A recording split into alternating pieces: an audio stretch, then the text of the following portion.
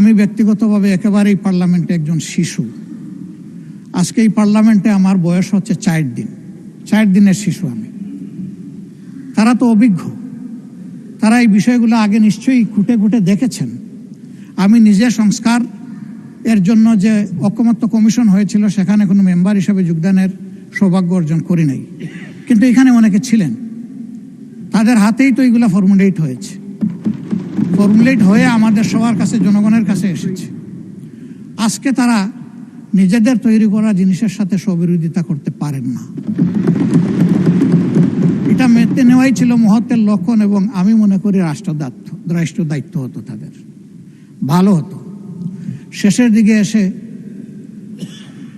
সম্মানিত মাননীয় সংসদ সদস্য এবং স্বরাষ্ট্রমন্ত্রী একটা প্রস্তাব দিয়েছে। আজকে পুরো আলোচনাটা হচ্ছে সংস্কারের উপর, সংস্কার পরিষদের উপর, এর সভা আহ্বানের উপর। তিনি যদি ভালো হতো এরকম করে একটা প্রস্তাব দিতেন যে এই সংস্কার নিয়ে যে আলোচনা হলো